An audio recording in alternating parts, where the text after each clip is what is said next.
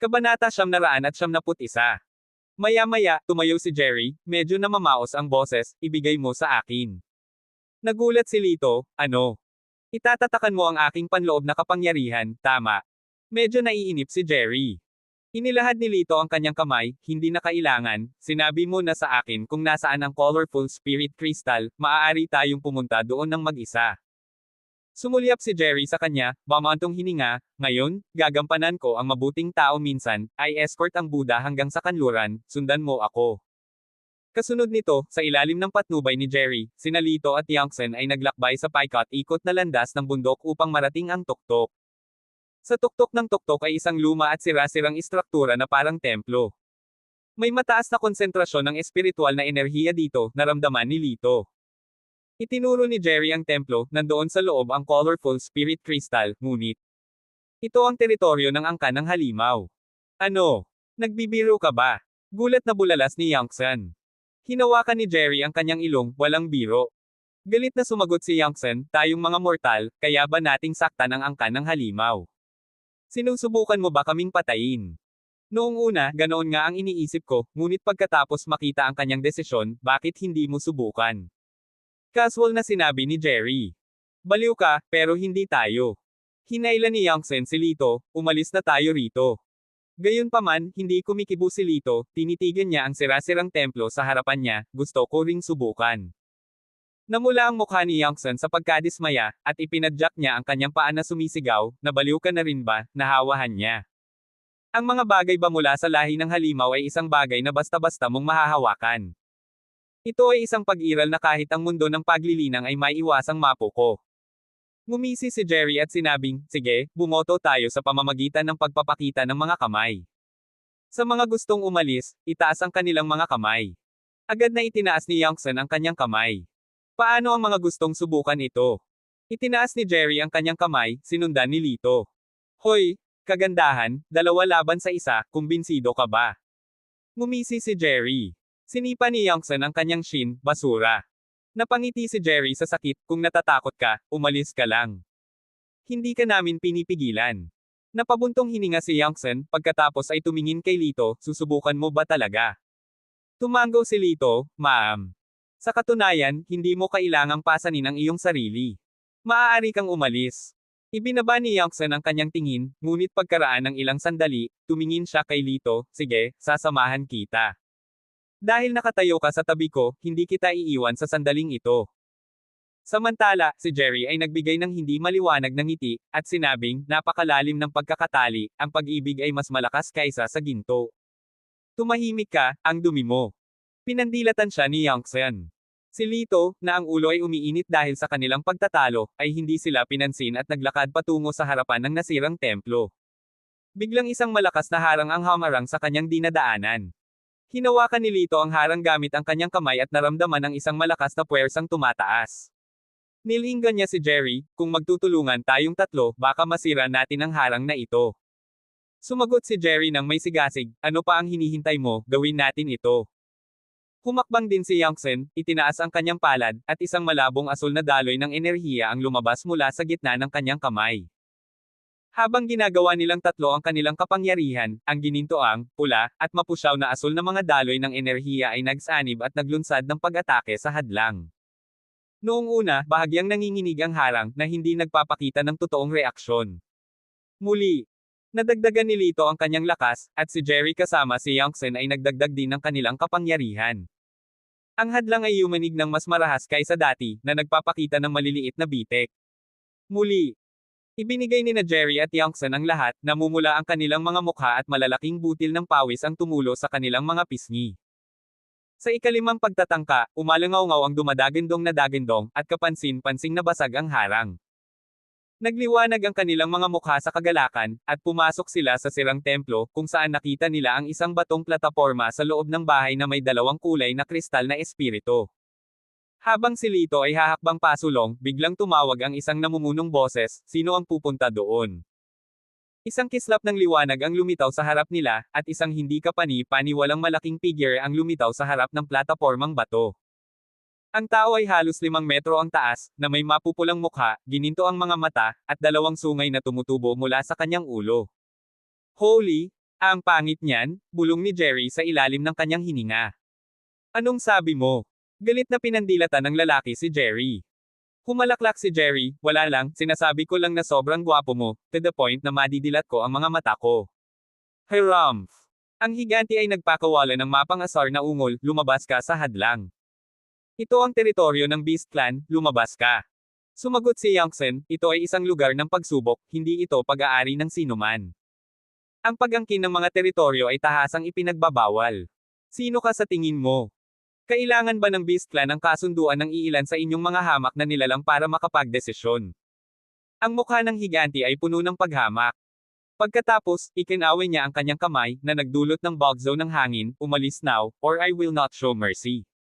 Walang pakialam na sumagot si Lito, aalis kami, ngunit pagkatapos lamang makuha ang makukulay na espiritong kristal. Ano? Seryoso ka? Sa harap ko. Ang higanti ay tumingin kay Lito ng may pagtataka, at pagkatapos ay humagalpak ng tawa, na naginip ka. Walang sino man ang makakakuha ng makukulay na espiritong kristal sa harap ko, walang isip.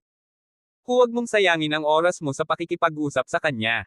Mabilis na kumilos si Jerry, tulad ng isang unggoy, na tumatalon patungo sa stone platform. How dare you? Galit na saway ng higanti. Gamit ang kanyang kamay, inilunsad niya ang isang kakaibang pulang kidlat na sumabog sa ilalim ng mga paa ni Jerry. Si Jerry ay gumawa ng ilang saglit sa himpapawid at tuloy-tuloy na lumapag sa lupa. Kaunting lakas ko lang yan, alam mo na ba kung gaano ako kalakas? Para lang kayong langgam sa paningin ko. Umalis. Ang tono ng higanti ay labis na naiinip. Pugiling ng kanyang mga ngipin, sinabi ni Jerry kay Lito, ang taong ito ay hindi madaling pakitunguhan. Si Lito ay nagsuot ng walang pakialam na ekspresyon, seryosong nakatingin sa higanti, hayaan mo kaming dalhin ang makukulay na espiritong kristal, at papayagan kitang magpatuloy sa paglilinang sa lugar na ito. Nang marinig ang mga salitang ito, ang higanti ay nagsuot ng hindi makapaniwalang ekspresyon, na para bang narinig niya ang pinaka-nakakatawang biro kailanman, pinapayagan mo ako. Anong uri ng basura ang iniisip mong kailangan ko ang iyong pahintulot na maglinang? Sa isang mabilis na pagpitik ng kanyang kamay, nagpakawala siya ng pulang kidlat, na direktang nakatutok kay Lito. Casual na umiwas si Lito, walang kahirap-hirap na umiwas sa pag-atake. Hehe, paano kung hindi nagtatago na parang duwag? Labanan mo ako ng harapan. O ikaw ba ay walang iba kundi isang daga na ang alam lang umiwas? Napamura ang higanti. Bahagyang sinabi ni Lito, kahit na ang mga halimaw ay nahihirapang mag-cultivate. Nagawa mong mag-cultivate hanggang sa punto kung nasaan ka na ngayon, tiyak na nagdusa ka, binibigyan kita ng pagkakataon dito. No more jokes? This king doesn't need your charity, in my eyes, you are nothing but basura. Ang higanti ay nagsuot ng hitsura ng paghamak. Sige, ito ang pinili mo. Kasabay nito, lumundag si Lito sa himpapawid, lumilitaw sa harap ng higanti na parang kidlat. Pagkatapos, direktang sinuntok niya ang mukha ng higanti. Hindi siya sineseryoso ng higanti, malamig na nanunuya, ang haring ito ay hindi kailangang umiwas, ang suntok mo ay walang iba kundi isang kilati sa akin. Boom! Sa malakas na ingay, dama po ang suntok sa katawan ng higanti. Sa isang iglap, biglang nagbago ang mukha ng higanti, na puno ng matinding kawalan ng paniwala ang kanyang mga mata. Ito. Ang imahe ng higanti ay nagsimulang magbago, naging hindi matatag, tulad ng isang refleksyon sa tubig na nag-ambala ng isang bato na itinapon dito. Anak, mas mabuting umasa ka na hindi na ako mag-cross ang landas sa iyo, kung hindi. Naputol ang galit na dagandong ng higanti nang mawala ang ilusyon. Iyon lang. Natigilan si Yangtze. Sumulyap si Jerry kay Lito, na punit sa pagitan ng paghanga at hinanakit. Mapahamak, baliw. Walang pag-aalinlangan na sinabi ni Lito, ang mga halimaw ay dalubhasa sa paglikha ng mga ilusyon. Iyon ay isang clone lamang, hindi halos kasing lakas ng aktwal na halimaw. Kung hindi, tayo ay nasa totoong problema. Ngumuso si Yangtze kay Jerry, isang pahiwatig ng panunuya na bumabalot sa kanyang mga labi. Mukhang si Lito lang ang may sapat na kakayahan para tanggalin kahit isang clone. Hoy! Bulalas ni Jerry, maaari mong insultuhan ang pagkatao ko, ngunit huwag mong bastyusin ang lakas ko. Umakyat si Lito sa stone platform, kinuha ang rainbow crystal, at ibinigay ang isa kay Yangtze. Each of you now has 4. 3 pa ang mapupuntahan, he said. Napuno ng pasasalamat ang mga mata ni Yangtze habang sinasabi niya, salamat. Noon lang, nagsimulang lumindol ang nasirang templo. Ang lugar na ito ay nilikha mula sa kamalayan ng halimaw, ito ay guguho. Umalis na tayo rito. Nagbabala si Lito. Nagmamadaling umalis ang tatlo sa lugar. Si Jerry, na nakahawak sa kanyang mahabang espada, ngumuso at malakas na sinabi, huwag mag-aksaya ng oras, paparating na ang lason na ulan. Sumulyap si Lito sa kalangitan, isang makapal na patong ng mga pulang ulap na nagbabadya sa itaas. Pagkatapos ay nagtanong siya ng may pagtataka na tingin, ano ang poison rain? Ipinaliwanag ni Jerry, ang pagsubok na ito ay hindi lamang tungkol sa pakikipaglaban sa isa't isa. Kailangan din nating tiisin ang malupit na kondisyon sa kapaligiran. Ang laso na ulan ay babagsak ng walang babala, ito ay kinakaing unti-unti at lubhang masakit sa balat kapag nakuha ka nito, hihilingin mong patay ka na. Inangat niya ang kanyang ulo, sinulyapan ang makapal na ulap, at sinabi, ang ulan na ito ay tila magtatagal, kailangan nating makahanap ng isang maaasahang silungan. Walang lingon-lingon, mabilis na nagmarcha ang tatlong tao. Matapos tumawid sa isang burol, sa wakas ay nakakita sila ng isang kuwebang bato. Sino ang nakakaalam na nagkataon na may papalapit na grupo ng mga tao mula sa malapit? Mayroong 7 individual, 5 lalaki at 2 babae, kasama sa kanila ang isang lalaking nakasuot ng nakasisilaw na puting brocade na damit ay kapansin-pansing nakikilala sa pamamagitan ng hangin ng pagmamataas. Ang dalawang grupo ay nagtagpo sa isa't isa, ang bawat isa ay nagtatasa sa isa't isa na may maingat na mga mata. Sumilay si Jerry ng mapaglarong ngiti at sinabing, naghahanap lang kami ng lugar para makaiwas sa ulan, hindi na kailangang maging tense. Bahagyang tumawa ang lalaking nakaputi, natural. Isang babaeng nakapink sa tabi niya ang humila sa manggas niya, Master Fang, papasok muna tayo at kunin ang pinakamagandang lugar. Napabuntong hininga si Jay Fang, sige na, pipigilan ko sila.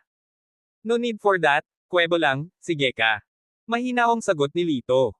Bahagyang nanghina ang ekspresyon ni Jay, kumpara kay Lito, ang kanyang mga naunang salita ay tila maliit. Ubo-ubo, tama ang Ginoo na ito. Tutal kuwebo lang. Tsaka kakaunti ang tao mo, pumasok ka muna, sabi ni Jay, na nagkunwaring ngiti. Is this guy a chameleon? Ang bilis magpalit ng mukha. Bulong ni Jerry sa mahinang boses, sarkastiko.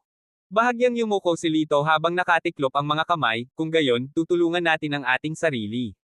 Kasunod nito, pumasok sila sa kuweba. Magalang nang umiti si Youngsen kay Jay bago sumunod kay Lito sa loob. Lumiwanag ang mga mata ni Jay nang makita niya si Youngsen, hindi napigilan ang pagsulyap sa kanya sa pangalawang pagkakataon. Boss Jay? Bakit ka nakatitig sa babaeng yan? Hindi ba kami kaakit-akit? Angal ang batang babae sa pink. Tumawa lang si Jay, pagkatapos ay sinabi sa isa pang babaeng naka-green, Miss Shen, please come in. Si Sheila Shen, isang malayong figure na may walang pakialam na tingin, ay tumango lang at matikas na pumasok. Pagdating sa loob ng kuweba, tumingin si Sheila Shen sa paligid, halatang hindi nasisiyahan. Miss Shen? Ang ilang na ito ay natural na hindi kasing comfortable sa bahay, mangyaring tiisin ito kahit saglit, matamang sabi ni Jay. Kumunot ang kilay ni Sheila sa hindi pagkagusto, at sinabing, maliban sa pagtitiis, wala nang ibang gagawin. Samantala, sa gilid, inilatag ni Lito ang isang tumpok ng dayami sa sahig at agad na nahiga sa ibabaw nito. Ito ay napaka-komportable. Kabanata 972. Sa pagtingin kay Lito, na casual na nakahiga sa isang stack ng dayami, umiling si Sheila Shen at matikas na umupo sa lupa. Tingnan mo ang dalawang lalaking iyon, para silang mga pulubi, bakit tayo makikitira sa mga ganyang tao? Nakakunot ang noo ng babaeng nakapink na damit habang nagsasalita. Tinawag siyang Wensi, ang pinsan ni Sheila. Tama na, tumigil ka na sa pagsasalita, walang pakialam na sabi ni Sheila. Sa kabilang banda, nagsalita si Jerry, bakit laging nakatingin sa amin ang dalawang dilag na ito? Huwag mong sabihing may gusto sila sa akin. Maasim na sumulyap si Youngsen kay Jerry, lumipat sa pasukan ng kuweba, at tumingin sa malayo. Sa puntong ito, nagsimulang bumuhos ang makamandag na ulan. Ang mapusyaw na pulang tubig ulan ay mukhang medyo nakakatakot, at para bang ang buong mundo ay nababalot ng hamog na dugo. Hay! Hindi ka pa nga marunong maghugas ng pako, bakit hindi ka tumingin sa salamin at tingnan mo ang tunay mong kulay? Dumura si Wensi at nandidiri kay Jerry. Tumawa si Jerry, madalas akong tumingin sa salamin, alam kong gwapo ako, hindi kailangan ng paalala. Hinatak ni Wensi ang braso ni Sheila, at may hinanakit na sinabi, pinsan, tingnan mo ang masasamang iyon. Si Sheila, napakalamig ng mukha, tumayo, lumapit kay Jerry, at walang ekspresyon na sinabi, humingi ng sorry. Bakit ako hihingi ng tawad?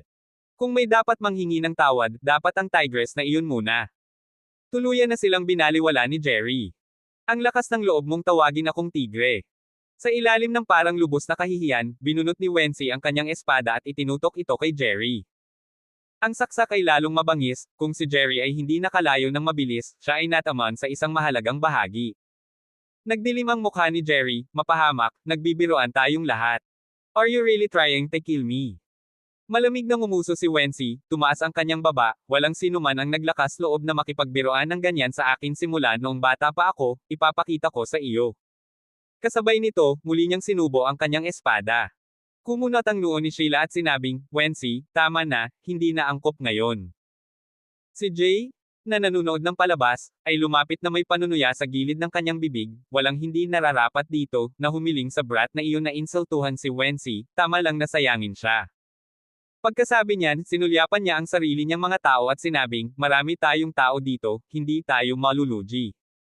Si Lito ay nakahiga sa isang tumpok ng dayami, itinaas ang kanyang mga talukap para sulyapan si Jay, tumawa, at naglagay ng dayami sa kanyang bibig upang nguyain. Sinulyapan ni Jay si Lito, at sinabi kay Sheila, tingnan mo ang batang iyon, walang malasakit kahit na binubugbog ang kanyang kapatid, sa palagay ko ay wala siyang gaanong kakayahan. Mayabang na sumagot si Sheila, nag-aalala lang ako na masaktan si Wency, kung sasaktan niya si Wency, tiyak na pagbabayaran ko siya. Nang bumigkas ang mga salita, si Jerry, ang bastos, ay gumamit ng ilang dirty trick para agawin ang espada mula sa kamay ni Wency at nagkataon na gumawa ng swiping motion sa kanyang payat na baywang. Pinagalitan nito si Wency hanggang sa malapit ng sumabog, lumaban pa ng mas matindi sa layuning mamatay ng magkasama. Medyo naiinip na si Jerry, maraming beses na kitang binalaan, huwag maging walang mukha kapag binigyan ng mukha. Si Wency, na halatang ang uri ng layaw na binibini na hindi makayanan ang pagkawala mula pagkabata, ay malisyosong sumigaw, kailangan kitang patayin ngayon. Mapahamak, sayang ang oras ko. Hindi na nagpigil si Jerry, sinipa si Wency sa isang tabi at inipit ang kanyang espada sa pader na bato. Nakaramdam ng hinanakit si Wency at nagsimulang maiyak, tumingin kay Sheila, pinsan. Natural na alam ni Sheila na ang gulo ay nagsimula kay Wency, ngunit bilang kanyang pinsan, hindi niya matitiis ang maruming lalaking ito na iniinsulto siya. Tumingin siya kay Jerry at malamig na minaliit, maresolba mo sana ito sa pamamagitan lang ng paghingi ng tawad sa simula, hindi ba, bilang isang lalaki, mayroon kang ganoong kalaking kabutihang loob. Ngumisi si Jerry, pagkapantay-pantay sa pagitan ng mga kasarian, bakit hinihiling sa mga lalaki na maging bukas palad, habang ang mga babae ay maaaring maging mahinahon. Sinubukan niya akong patayin. Pinadilim ni Sheila ang kanyang mukha, inilagay ang kanyang kamay sa hilt ng kanyang espada at nagbanta, humihingi ng tawad sa kanya, kung hindi, tuturuan kita ng leksyon. Sumagot si Jerry, sa tingin mo ba ay natatakot ako sa iyo? Miss Shen? Hanggat nandito ako, hindi mo na kailangan pang mag-abala. Kumaway si Jay sa ilan pang tao, na pagkatapos ay pinalibutan si Jerry. Young man, the space here is limited, and my side has the advantage in terms of manpower. Kung talagang mag-aaway tayo, dehado ka. Ngumisi si Jay, basta lumuhad ka at same time na humingi ng tawad, hahayaan kitang manatili sa kuwebang ito, kung hindi, kailangan kitang itaboy at ang iyong kaibigan. Clap clap clap. Habang bumababa ang kanyang boses, umalangaw-ngaw ang isang palakpakan. Ang pumapalakpak ay si Lito. Nagulat ito sa lahat at lahat sila ay napalingon sa kanya. Pinadilim ni Jay ang kanyang mukha at nagtanong, ano? Sa tingin mo tama ako? Umupo si Lito, iniluwa ang dayami mula sa kanyang bibig, at malakas na sinabi, gusto ko lang sabihin, wala pa akong nakitang sinumang walang modo na gaya mo. Bad enough you bully the weaker, but you also practice group punishment. Impressive. Habang nagsasalita, binigyan ni Lito ng thumbs up si Jay, ngunit ang kanyang mga labi ay napuno ng makapal na layer ng panunuya. Natigilan si Jay ng ilang segundo bago napagtanto na iniinsulto siya ni Lito, ang kanyang mukha ay agad na nagdilim. Tumayo si Lito, tinapik si Jerry sa balikat, magpahinga ka na, ako na ang bahala dito. Alam na alam ni Jerry ang mga kakayahan ni Lito, kaya, naaawa sa ibang tao, lumipat siya sa isang tabi para maupo, handang tangkilikin ang palabas. Pinagmasdan ni Jay si Lito, ang kanyang mga mata ay puno ng pagtaas ng paghamak. Anak, with your small frame, are you sure you want to stand against these people? Kung bugbugin ka namin hanggang mamatay, huwag mong sabihing nambubuli kami. Biglang may pumasok na ideya sa kanyang isipan, hindi tayo dapat magpakamatay at makipag-away. Hindi naman kalakihan ang kuweba na ito, at nakakatakot kung mapahamak ang mga inosente. Paano kung baguhin natin ang ating pamamaraan? Si Lito, nabatid na si Jay ay may plano, Minisian, anong paraan? Itinuro ni Jay ang isang malaking bato sa kuweba, yung bato dyan. Magagamit mo lang ang panloob na puwersa para itulak ito. Kung sino pa ang magtulak nito ay panalo. Tumingin si Lito sa bato na mas matangkad kaysa sa isang tao. Ang pagtulak nito ng may panloob na puwersa ay magiging isang hamon para sa karamihan ng mga martial artist. Sumimangot din si Jerry, na isinasaalang-alang na ito ay isang tunay na hamon. Tinitigan ni Jay si Lito, ngiting-ngiti, there or not. Kung hindi, lumuhad at humingi ng tawad ngayon. Ngunit ituwid natin ang isang bagay. Ang talunan ay dapat umalis sa kuweba na ito o lumuhad at yumuko ng 10 beses sa isa.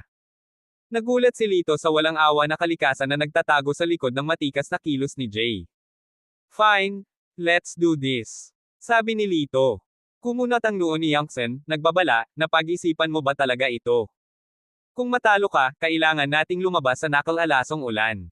Talaga, ngunit magandang ginang, maaari kang sumama sa tabi ko. Nagmungkahi si Jay.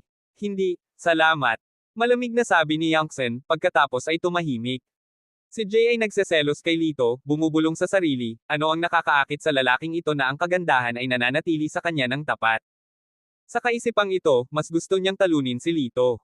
Napabuntong hininga si Wensi, si Young Master Jay ay nagsasanay na ng mga internal strength method kasama ng mga kilalang master mula pa noong bata pa siya. Paano magkakaroon ng pagkakataon ng isang ligaw na tumbleweed na tulad niya?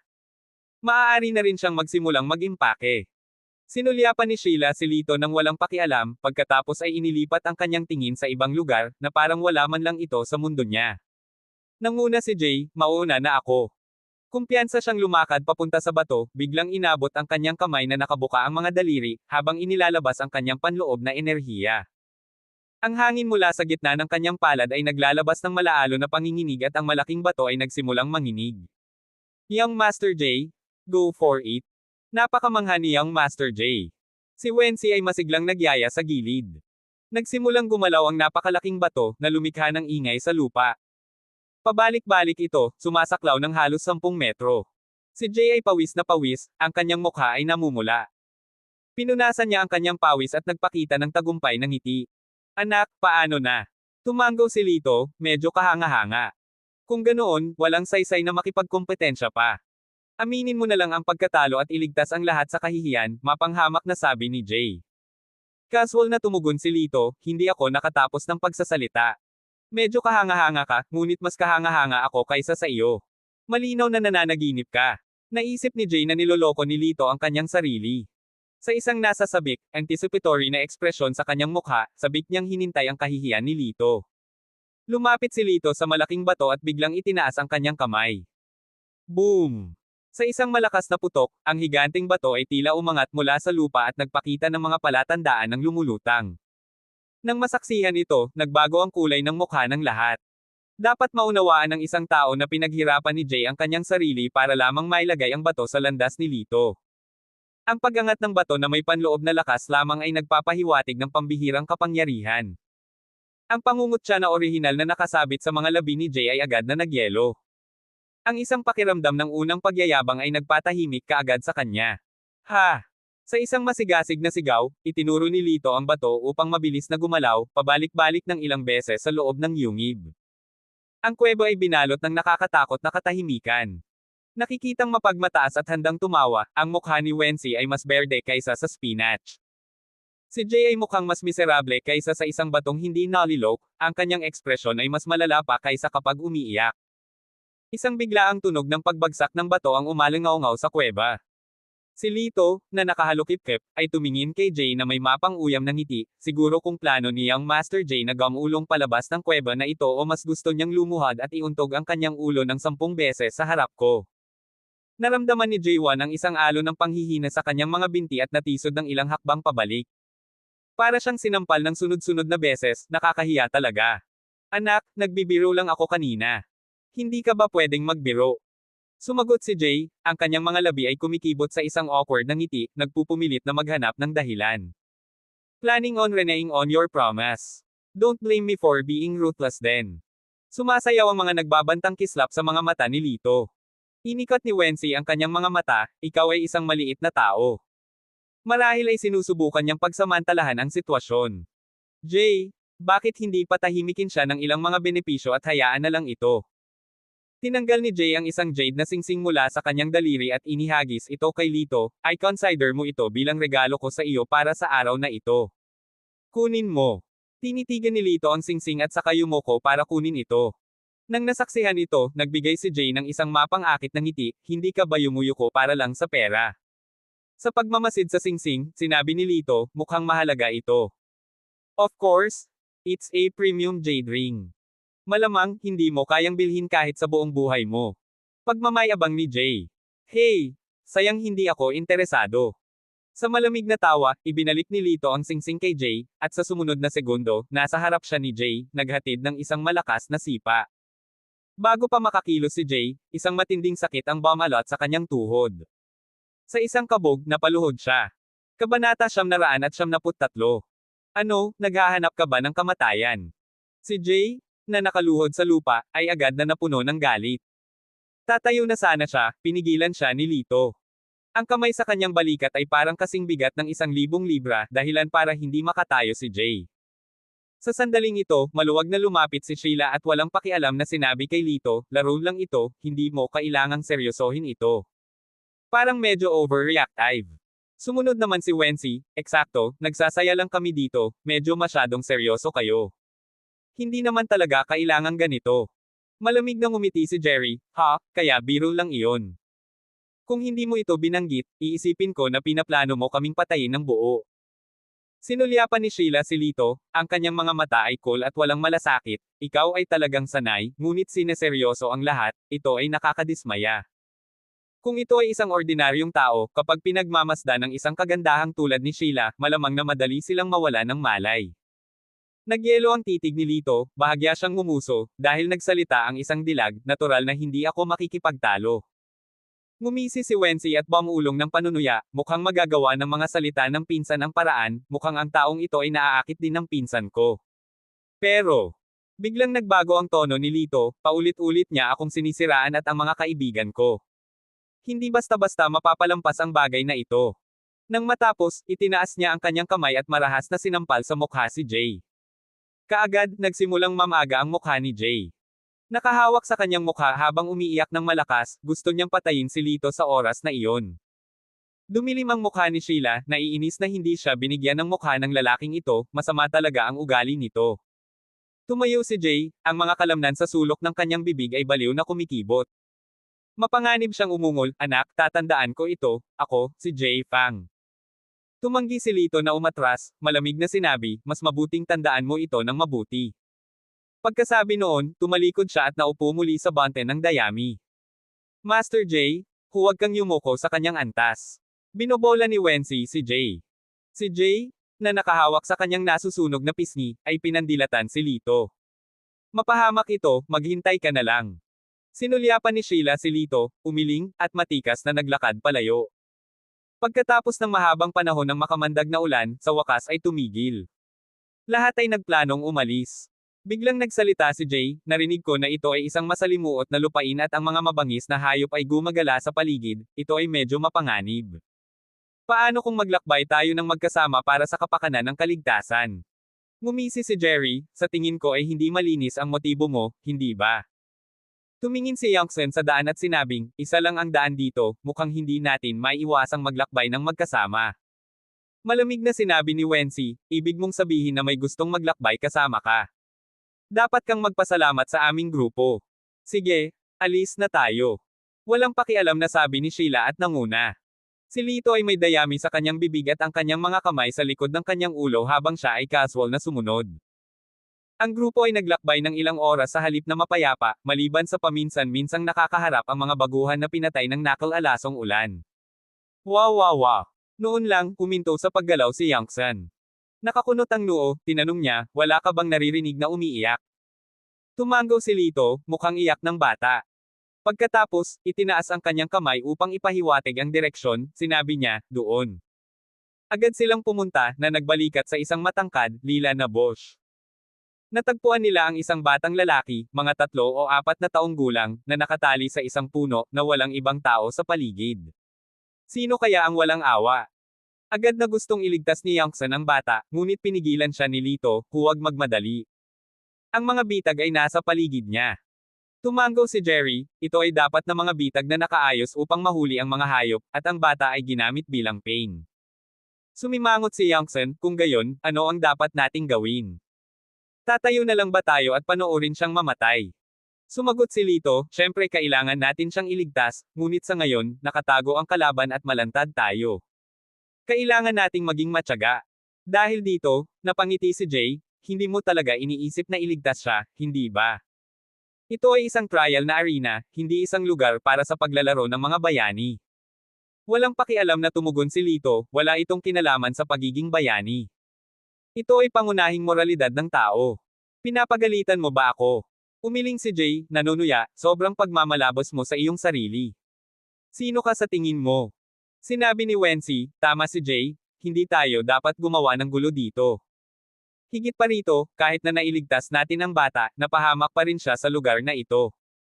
Habang nag-uusap sila, isang nakakabinging dagandong ang biglang umalangaw-ngaw.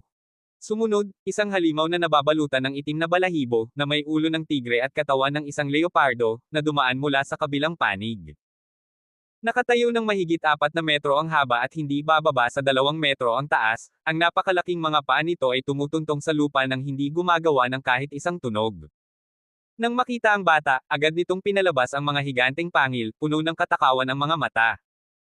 Takot na makita ang halimaw, ang bata ay nanginig, napaluhan ng husto na ang kanyang mukha ay naging bughaw.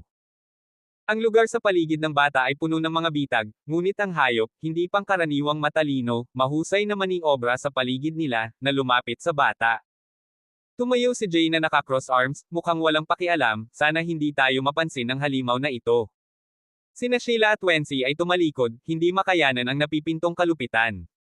Bagamat medyo nagsisisi sila, nagpasya silang huwag ng makialam. Pinaikit ni Lito ang kanyang mga mata, naghihintay ng tamang sandali. Biglang sumili ang malamig na kislap sa kanyang mga mata. Hinawakan niya ang Xuanyuan sword at tumalon sa labanan, sumigaw, Jerry, sumunod ka sa akin. Hinawakan ni Jerry ang kanyang espada at mabilis na naabutan. Sa ilang magaan na pagdiin sa lupa, dumaong sila sa likod ng halimaw. Dagandong.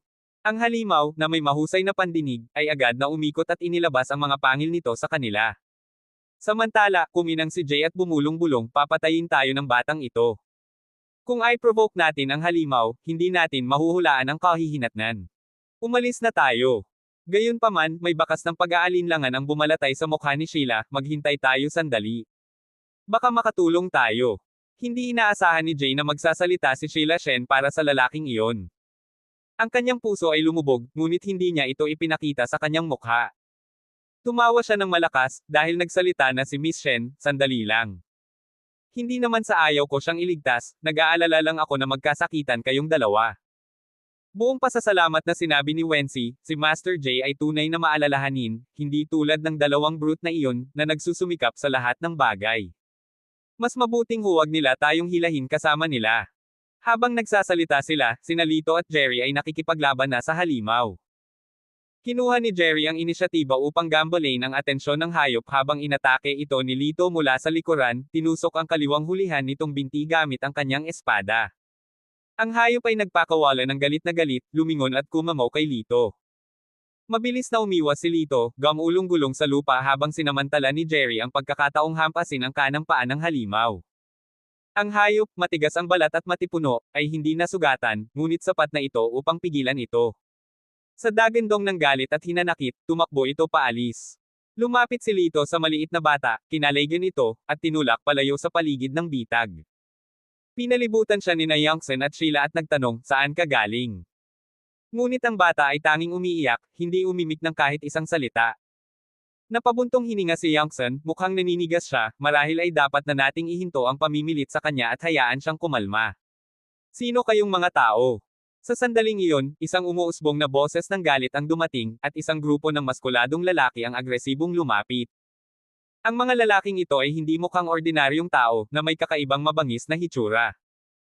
Mga 2.5 metro ang taas nila, mapula-pula ang kulay ng kanilang balat, kumikinang ang matingkad na agila ng mga mata, at pinalamutian ng kakaibang itim na mga tato ang kanilang mga kalbo na ulo. Nang makita ang gayong grupo ng mga baliw, mabilis na nagbago ang mga ekspresyon sa mukha ni Jay at ng iba pa. Atin ang batang ito, sino ang nagpahintulot na hawakan mo siya?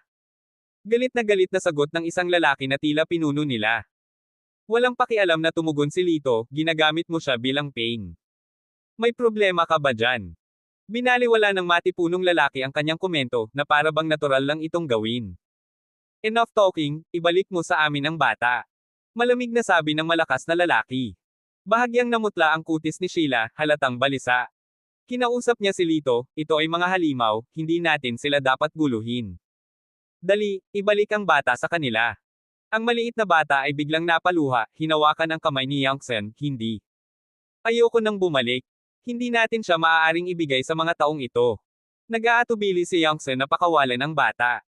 Inilibot ni Wensi ang kanyang mga mata at malakas na sumingit, hindi naman tayo lahat ay masasaktan dahil sa isang tao, tama ba? Malamig na tumawa ang halimaw ng malakas, tama, kung hindi bibitawan ng bata, walang sinuman sa inyo ang papayagang umalis. Pagkatapos, ang mga mata ng halimaw ay lumipat kay Wensi.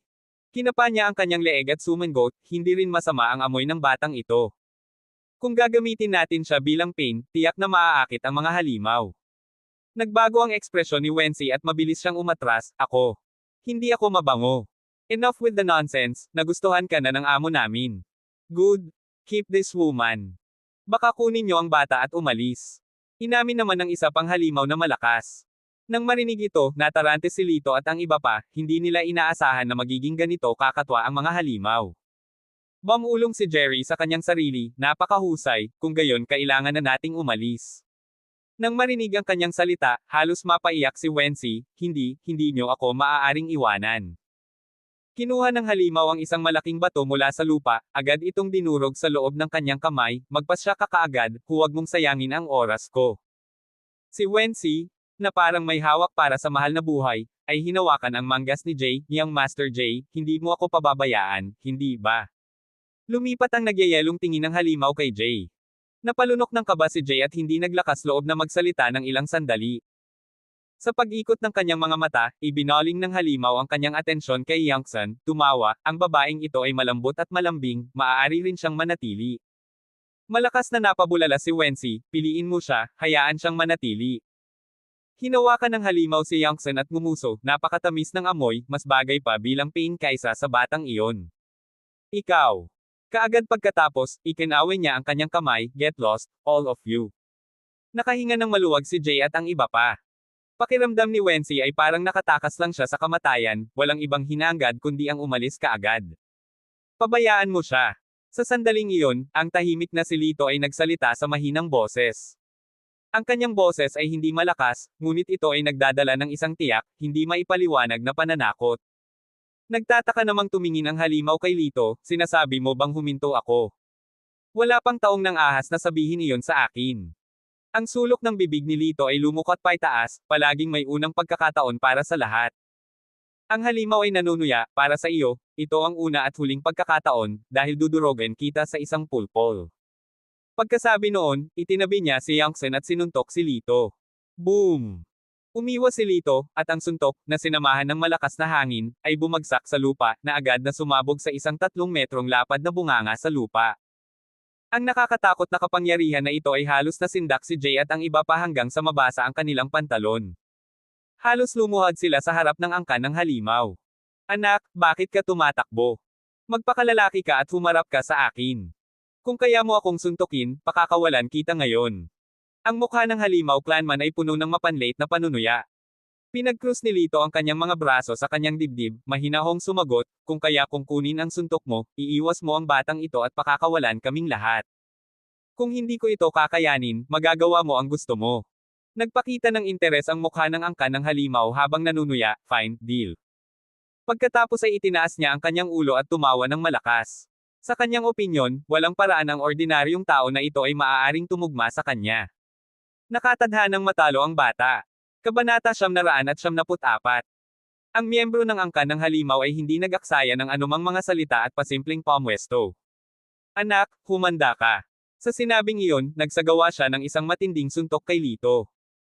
Sinabayan ng nakakagigil na huni, sina Jerry at Youngson ay nagpipigil ng hininga ng may kaba. Habang si Jay, sa kabilang banda, ay nagsiwalat ng mapang-asar ng ngiti. Ang walang takot na batang Lito na ito, na nangangahas na hamanin ang matipunong miyembro ng angkan ng halimaw, hindi man lang kumatok sa paglipad ng kanyang suntok. Nagsilbi ito sa kanya ng tama, na nagtuturo sa kanya ng isang aral para sa labis na pagpapakitang gilas. Sa pag-iisip na iyon, tinitigan ni Jay si Lito, sabik na naghihintay sa sandaling siya ay mabugbog sa kapansanan. Gayunpaman, ang sumunod na nangyari ay naging dahilan ng pag-freeze ng kanyang hopeful expression. Sa sandaling ibinato ng miyembro ng halimaw ang kanyang suntok, wala ni Kay titing na bahid ng pag-aalinlangan sa mukha ni Lito, iwinasiwas din niya ang kanyang kamao. Bang!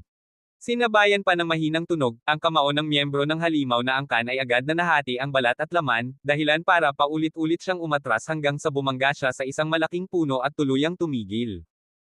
Dahil sa eksenang ito, ang lahat ng miyembro ng angkan ng halimaw na naroroon ay nagpahayag ng sorpresa. Nakikita ko ba ang mga bagay? Pinunasan ng isang miyembro ng halimaw ang kanyang mga mata. Tao ka ba talaga? Ang bibig ng isa pang miyembro ng Halimaw Clan ay bumuka ng malaki sa hugis o hindi makapaniwalang nakatingin kay Lito. Ang taunang miyembro ng angkan ng Halimaw, na umalalay sa kanyang sarili sa lupa upang bumangon, inaalagaan ang punit-punit na laman sa kanyang kamay, ay sumuray-suray. Natalo ka. Mahinahong sabi ni Lito. Medyo prangka rin ang Beast Clansman na iyon. He huffed in displeasure and said, kung natalo ako, tapos natalo ako. I respect the bet, you guys can leave. Napangiti si Lito, tumanggo sa lalaki bago bumaling kay Youngson at sa iba pa. Tara na. Si Jay ay hindi pumayag na tanggapin ito, at sinimulang kutsain ang Beast Clansman, hindi ba kayo mula sa Beast Clan? Napakadaling sumuko. Kung kayong lahat ay nagtutulungan, ang batang iyon ay hindi magkakaroon ng pagkakataon laban sa inyo. Kumunat ang noo ng Beast Clansman, kayong lahat ba ay mga tao na walang integridad? Sa aming Beast Clan, kapag may taya, ang natalo ay dapat umamin ng pagkatalo. Humalaklak si Jerry sa gilid, ang ilang mga tao ay maaaring mukhang tao, ngunit ang kanilang mga karakter ay minamaliit kahit ng mga miyembro ng Beast Clan. Ah, nakakaawa. Nagngat-ngat ng ngipin si Jay, lalong lumalalim ang pagkamuhi niya kay Lito. Simula nang makilala niya ang lalaking ito, nawala na ang buong mukha niya. Nangako siyang pagbabayaran siya balang araw. Sa sandaling bumagsak ang kanyang mga salita, isang dagindong ang umalangaw-ngaw. Na sinusundan ng isang gang ng kahindek-hindek na mga hayop, ang bawat isa ay 2 tao na kasing taas, na nakapalibot sa lahat. Nang makita ito, namutla ang mga mukha ng lahat, maging ang ekspresyon ng Beast Clansman ay pangit. Nako, bakit ang daming lumabas ng sabay-sabay? Pinunasan ng Beast Clansman ang malamig na pawis sa kanyang mukha. We're done for? Usually 3 lang ang kaya namin. We've never encountered so many at once. Ang isa pang Beast Clansman ay nasa bingit ng ungol. Humihikbi, sumigaw si Wency sa takot. Nilapitan ni Youngson ang bata, habang si Sheila ay tahimik na nakahawak sa kanyang hawakan ng espada. Lumapit ang mga hayop, kumikinang ang mga mata sa malamig na bangis. Naglaway ang kanilang mga pangil na tila handa nang lumunin ng buo ang isang lalaki. Ano ang dapat nating gawin? Tanong ni Jerry kay Lito, napakagatlabi. Dahan daw ang inilabas ni Lito ang Xuanyuan sword, mabangis na tumitig sa mga hayop na may seryosong ekspresyon. Kung siya lang ang nandito, madali na siyang nakatakas. Gayunpaman, hindi siya kumpiyansa sa pagprotekta sa lahat ng naroroon, kaya ano pa bang magagawa natin? Labanan hanggang dulo. Ninatngat niya ang kanyang mga ngipin at direktang sinugod ang mga hayop. Nang makita ito, si Jerry at ang mga miyembro ng lahi ng halimaw ay itinaas din ang kanilang mga sandata at sinugod ang mga nilalang, sumisigaw, mapahamak ito. Sina Sheila at Youngson ay magkasamang nagbabantay sa bata, habang si Wency ay nagtago sa likod ni Jay. Si Jay ay protektado ng kanyang mga tagasunod, ngunit nakikita pa rin siya na nanginginig, ang kanyang mukha ay nanginginig sa takot. Unang hinati ni Lito ang isang halimaw sa 2 sa isang paghampas ng kanyang espada, habang sinasalakay siya ng isa pang nilalang mula sa likuran. Mabilis siyang tumalikod at sinipa ang nilalang. Sumigaw ni Youngson. Pinoprotektahan niya ang bata, habang nakikipagbuno si Sheila sa isang higanteng hayop na sugatan na ang kanyang balikat. Idiniin ng nilalang si Sheila sa lupa. Sumigaw si Wency, Young Master Jay, iligtas mo ang aking pinsan. Hawak ni Jay ang isang espada sa kanyang kamay, namutla ang kanyang mukha. Paulit-ulit siyang nag-alinlangan, ngunit hindi pa rin naglakas loob na sumulong. Ipinikit ni Sheila ang kanyang mga mata, ang kanyang magandang mukha ay puno ng kawalan ng pag-asa, iniisip na siya ay tiyak na mapapahamak. Bigla siyang nakaramdam ng liwanag sa kanyang katawan.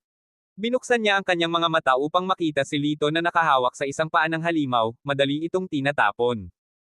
Pagkatapos, sumulyap si Lito sa kanya. Ayos ka lang ba? Natigilan sandali si Sheila, medyo nahiya, at tumango. Nang walang ibang salita, tumalikod si Lito at ipinagpatuloy ang kanyang matinding pakikipaglaban sa mga hayop. Nang makita nilang higit sa kalahati ng mga halimaw ang napatay at malapit na ang tagumpay, biglang may isang grupo na lumabas mula sa masukal na kagubatan, na mas mabangis pa kaysa sa mga nauna. Lahat ng mga miyembro ng angkan ng halimaw ay nasugatan. Lumingalinga si Lito sa paligid at nakatuklas ng isang nakatagong landa sa kanan sa harap. Sumigaw siya patungo sa angkan ng halimaw at kay Youngson, aakitin ko ang mga halimaw, at atras kayo sa gilid na iyon. Si Jerry, ang kanyang katawan na puno ng dugo mula sa labanan, ay sumigaw pabalik, ano ang tungkol sa iyo? Wala nang oras para isipin iyon ngayon, kailangan mo lang silang alagaan. Pagkasabi nito, kinuha ni Lito ang kanyang espada at tumakbo sa kabilang panig, naglalaslas habang siya ay umalis. Tiyak na nagalit ang mga halimaw, sunod-sunod na sumugod sa kanya. Sa likod niya, walang iba kundi isang manipis na bangin. Sa pagkuha ng pagkakataong ito, ang mga miyembro ng angkan ng halimaw, sina Youngson, at Jay ay lahat ay nakataka sa maliit na landas. Biglang napagtanto ni Lito na hindi siya nag-iisa. Bakit hindi ka umalis? Nagtataka siyang tumingin kay Sheila. Sheila glared back at him, do you really think I chose to stay? It's all because pinangunahan mo sila dito.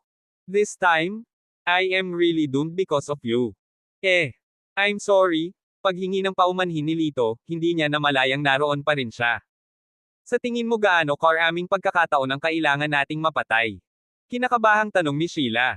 0, pinagmasdan ni Lito ang 12-dosenang mga halimaw na nakapalibot sa kanila. So, what should we do? Hindi naman siguro tayo pwedeng tumalon sa cliff, di ba? Binigyang diin ni Sheila, ang kanyang ekspresyon ay medyo desperado. Tumango si Lito, tama ka. Talagang magandang ideya iyon. Hindi ito ang oras para magbiro. Medyo naiinis si Sheila. Sinong nagsabing nagbibiro ako? Tumawa si Lito, biglang humakbang pasulong, pinulupot ang kanyang mga braso sa baywang ni Sheila, at tumalon ng matapang. Nagulat si Sheila, hindi sinasadyang ipinulupot ang kanyang mga braso sa leeg ni Lito at ibinaon ang kanyang ulo sa dibdib nito.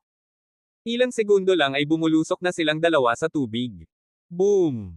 Ang malaking impact ay nagdulot ng malaking splash. Lumutang si Lito at nakita niya si Sheila na medyo lumulutang bago lumubog sa tubig. Mapahamak, hindi siya marunong lumangoy. Agad siyang lumangoy, kumapit kay Sheila at dinala siya sa dalampasigan. Matapos ihiga si Sheila sa lupa, napansin niyang nahimete ito.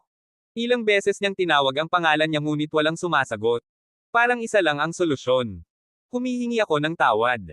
Mahinang sabi ni Lito, pagkatapos ay yumuko para bigyan siya ng bibig sa bibig resuscitation.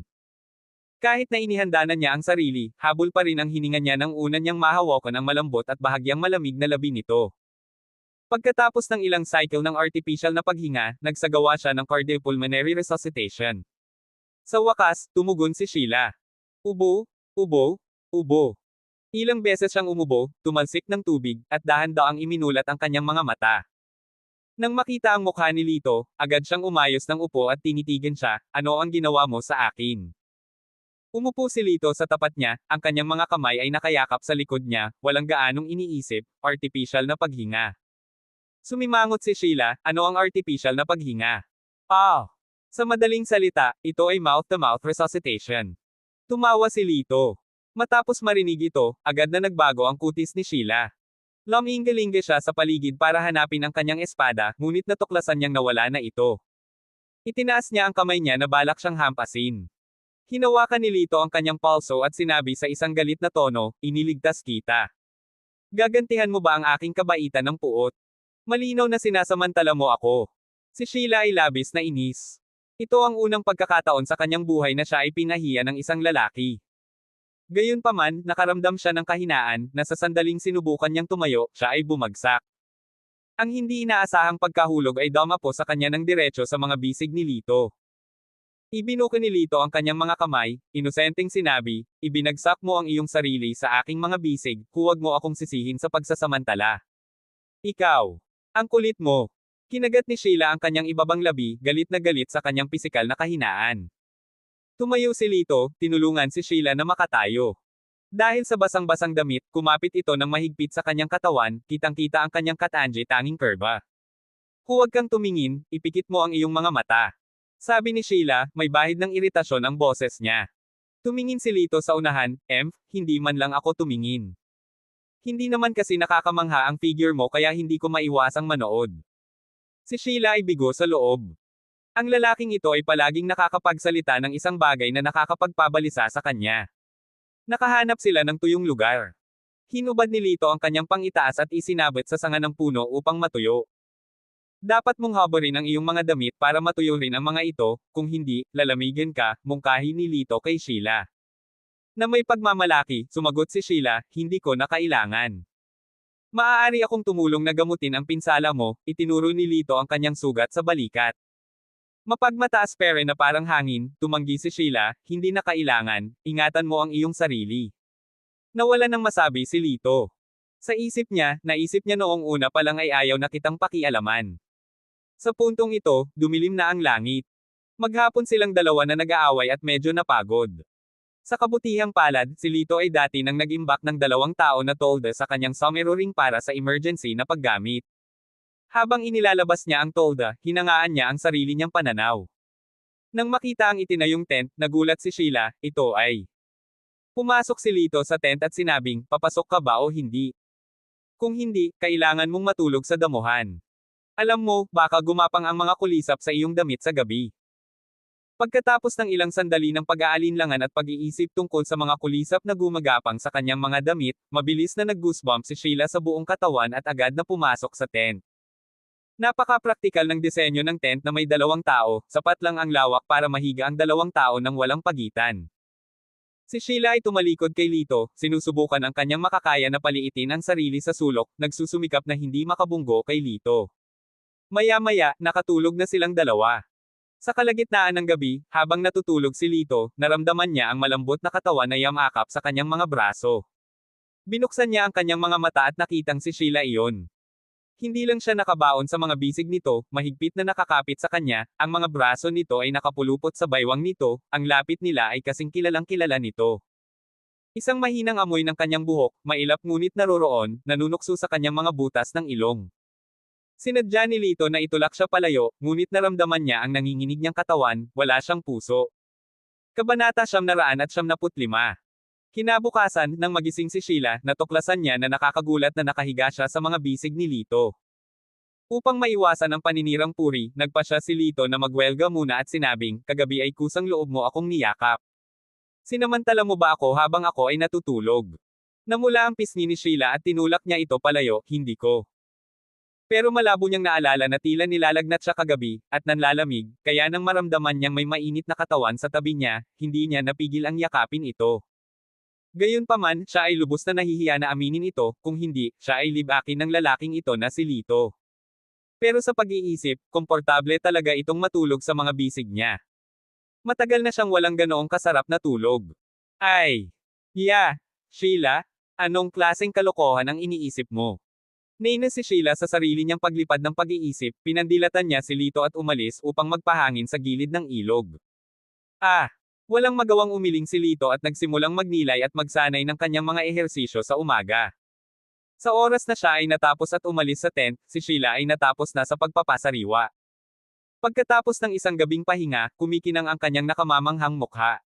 Ang kanyang balat ay maningning, maputi at malarosas, ang kanyang magagandang mata ay maliwanag at malinaw, isang tanawin para sa sore eyes. Maging siya mismo ay natulala sa kanyang biglang pag-angat ng kagandahan, at napatitig sa kanyang refleksyon sa tubig ng matagal. Umiling si Lito at ngumiti. Maaaring hindi niya alam na noong nilalagnat siya kagabi, pinunan ni Lito ang kanyang katawan ng maraming purong enerhiyang yang. Sa wakas ay humanga ng sapat sa kanyang kagandahan, tumayo si Sheila at tumingin sa paligid, ngunit walang nakitang bakas ni Lito. Nagpanik siya sa puso niya. Baka umalis ang lalaking iyon nang walang paalam. She felt somewhat wrong, kahit medyo naging harsh ako sayo, hindi mo ako basta-basta mapapabayaan. Paano ko kaya haharapin ang mapanglo na lugar na ito? Huwag kang mag-alala, hindi kita iniwan. Ang boses ni Lito ay nanggaling sa likuran. Nagulat si Sheila, ngunit lumingon siya na nagkukunwaring walang pakialam. Nagdesisyon ka nang umalis, ha? Ano yun? Ginaya niya ang isang mapagmataas na pose, nakatingin sa violet na makitid na dahon na damo sa kamay ni Lito. Ito ay isang low-grade spirit grass na tinatawag na Esken Mending Grass. Pagkatapos durugin, maaari mo itong ikalat sa iyong sugat. Makakatulong ito sa mabilis na paggaling ng nasugatang balat. Paliwanag ni Lito at itinuro ang nasugatang balikat ni Sheila. Kaya naman, bigla siyang umalis para maghanap ng mga halamang gamot sa kanyang sugat. Nakaramdam si Sheila ng bahagyang pagkirot sa kanyang puso, medyo naantig, at medyo nagigilty. Matapos ang pagkagat ng kanyang labi at pag-aalinlangan ng matagal, sa wakas ay sinabi niya sa mahinang boses, "Salamat. Masyadong malambot ang boses mo. Hindi ko marinig." Nakangiting sagot ni Lito. Namula ang pisngi ni Sheila Shen at pinandilatan siya nito. "Huwag mong ipilit ang swerte mo. Oh, ganito ba ang pakikitungo mo sa iyong tagapagligtas, Miss Shen?" Inindayog ni Lito ang balat na nakapagpapagaling na grass sa kanyang kamay. Walang magawa si Sheila Shen, huminga ng malalim, at sinigawan si Lito, "Salamat. Masaya ka na ba?" Nag-aatubili pa rin. Pinunasan ni Lito ang kanyang ilong, "Kalimutan mo na, ang tunay na lalaki ay hindi nakikipag-away sa babae." Pagkatapos, dinurog niya ang damong panggamot at iniabot kay Sheila, may ngiti sa kanyang mukha.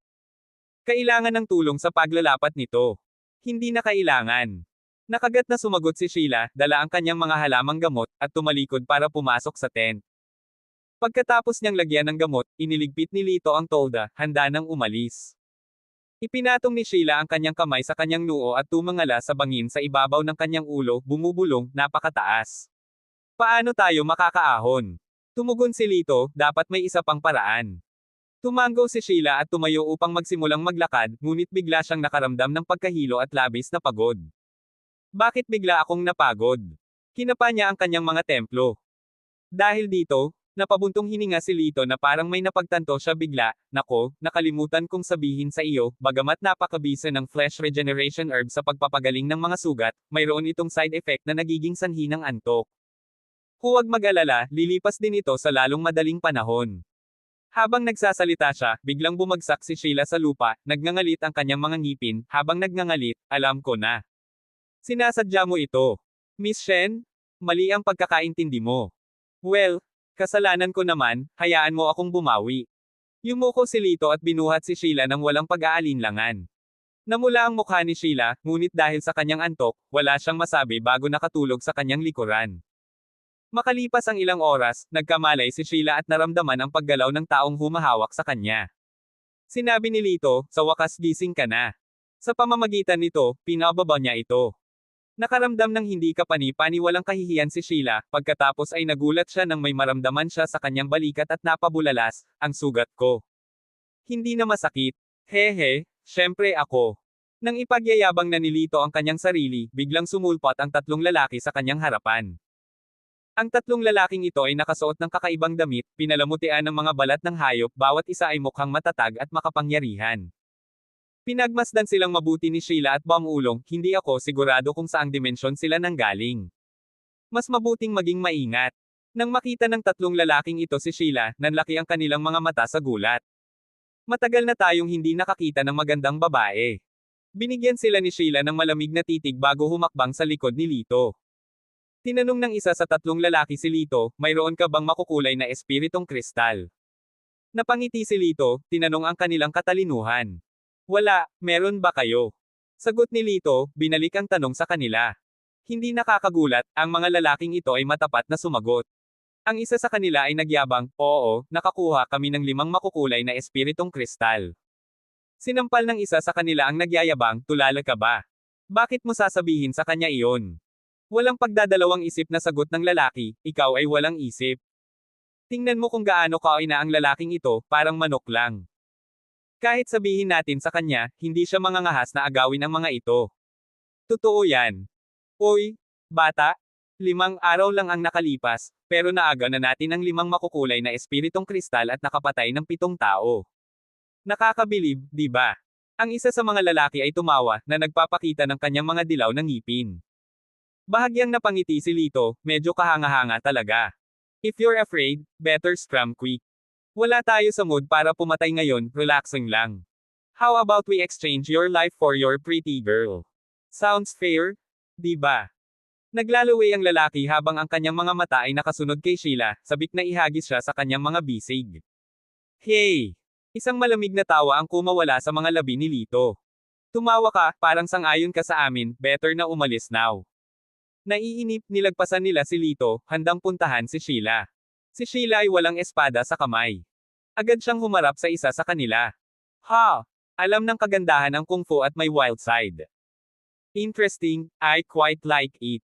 Ang isa sa kanila ay mas nasasabik, na binato siya ng suntok. Naging seryoso ang mukha ni Sheila at tumalikod siya para umiwas. Gayunpaman, ang kanyang kalaban ay napakabilis at patuloy na agresibo. Ignore auntie. Ang kanyang mukha ay kasing lamig ng yelo. Dahan daw ang itinaas ang kanyang kamay, nagsimulang magmorph ang isang hibla ng berdeng enerhiya. Namumuong malamig na dahon.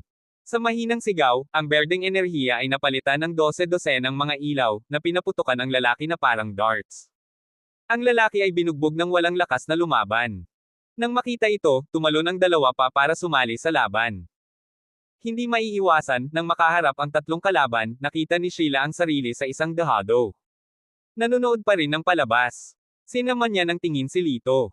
Napakamot ng ilong si Lito, darating, ano ang pagmamadali. Ngumisi naman silang tatlo, babe, napakahina ng lalaki mo, halos hindi mo siya maasahan. Sa sandaling lumabas ang mga salitang ito sa kanyang bibig, ang boses ni Lito, na parang multo, ay lumitaw sa tabi ng kanyang tainga, bastos. Lumapit na si Lito upang tumabi sa kanya nang walang nakakaalam ng ang kanyang kamao ay damapo ng husto sa tiyan ng lalaki. Thug! Ang lalaki ay pinalipad pabalik, nahulog sa lupa, namatay kaagad. Nang makita ang eksena, gulat na gulat ang ekspresyon ng dalawang natitirang lalaki. Ang pagpatay sa isang tao sa isang suntok ay hindi isang gawaing nagawa ng ordinaryong lakas. Ang mga lalaki ay hindi pushover, na ang kanilang mga katawan ay pinangangalagaan ng true chi, ngunit isa sa kanila ay napatay sa isang suntok ng batang ito. Namutla ang mukha ng dalawang natitirang lalaki. Sa galit, sumigaw sila, mapahamak. Ipaghihiganti natin ang kapatid natin. Bago pa tuluyang bumigkas ang kanilang mga boses, sinampal na ni Lito ang isa sa kanila sa dibdib, dahilan para lumipad siya. Nasaksihan ng eksena, ang huling lalaki ay natakot hanggang sa ang kanyang mukha ay walang kulay, at siya ay tumalikod upang tumakbo. Gayunpaman, tinadyakan siya ng paa ni Lito sa lupa, mahinahong sinabi, ngayon, sino sa tingin mo ang mahinang gaya ng manok? Ikaw. Naku, ako na, mahina ako na parang manok. Mapait na umiiyak ang lalaki, kuya, patawarin mo ako. Wala kaming galit o hinanakit. Isang malamig na ngiti ang ibinigay ni Lito, hindi ba't ang 7 taong pinatay mo ay may puot o hinanakit sa iyo? Kapag pumatay kayo ng mga tao para sa kasiyahan, dapat naisip mo na darating ang araw na haantong ka sa ganito. Sa sinabi nito, bumaba siya at dinurog siya ng patag. Pagkatapos, na may malalamig na mukha, hinalughog niya ang mga katawan ng tatlong lalaki at nakakita siya ng 5 kristal na maraming kulay. Nang humarap siya kay Sheila, nakita niyang nakatingin ito sa kanya ng may pag-iisip. May gumugulo sa isip mo. Tumaas ang isang kilay ni Lito. Bahagyang nagtaas baba si Sheila at sinabing, hindi kaya ang ginawa mo ay ang paghihiganti para sa 7 taong iyon. Karaniwan ng buhay at kamatayan sa mundo ng martial arts, bakit masyado kang nahuhumaling? Hindi ba't mas mabuting maging walang malasakit? Ngumiti si Lito, ang tinatawag mong kawalang interes, siguro ay dapat tawaging kawalang interes, di ba? Umiling siya at nagpatuloy, anumang oras, ang buhay at kamatayan ay napakahalaga. Para sa akin, ang walang habas na pagpatay sa mga inosente ay isang kasalanang hindi mapapatawad, na hindi maaaring bigyang katwiran sa pamamagitan ng lakas o kahinaan. Tumingin siya sa walang katapusang tanawin sa di kalayuan at mahinang nagsalita, kung mas lumalakas ka, mas mabigat ang responsibilidad sa iyong mga balikat. Hindi lisensya ang pumatay ng mga inosente. Pinagmasdan ni Sheila ang kanyang tuwid na figure na may malalim na emosyon na umiikot sa kanyang magagandang mata. Gayunpaman, mabilis niyang binawi ang damdaming ito, ang kanyang tingin ay nananatiling walang pakialam. To tell you the truth, I came from the world of cultivation. Ang lugar na iyon ay maaaring purihin ng lahat, ngunit nakakurba ang bibig ni Sheila sa isang pahiwatig ng mapanuksong panunuya, ngunit hindi siya nagpatuloy. Ang mundo ng paglilinang. Pinaikit ni Lito ang kanyang mga mata, paminsan-minsan ay naririnig niya ang pagbanggit nito mula sa kanyang master, ngunit napakadalang. Ang alam lang niya ay isang lugar na halos imposibleng marating ng mga ordinaryong tao. Noong pumasok ako sa trial ground na ito, selyado ng 70% ang kakayahan ko. Buti na lang nakilala kita, kaya sobrang thankful ako. Si Sheila ay taos-pusong tumingin kay Lito. Nang marinig ito, nagpakita si Lito ng pagtataka. Ang lakas na ipinakita ni Sheila ay hindi pa rin mahina. Kung nasa martial arts world siya, siguradong maituturing siyang master. Ito ay talagang isang estado kung saan ang kanyang lakas ay selyado ng 70%, gaano siya kalakas kung siya ay ganap na pinakawalan. Isang mahinang ngiti ang ipinakita ni Sheila, ang kanyang mga mata ay kasing kaakit-akit ng crescent moon, kung may pagkakataon kang maabot ang mundo ng paglilinang sa hinaharap, marahil ay maaari mong mahanap ako. Ngumiti si Lito, siguro nga. Sa lakas mo, hindi imposible. Bahagyang tinapik ni Sheila ang balikat ni Lito at nakangiting sinabi.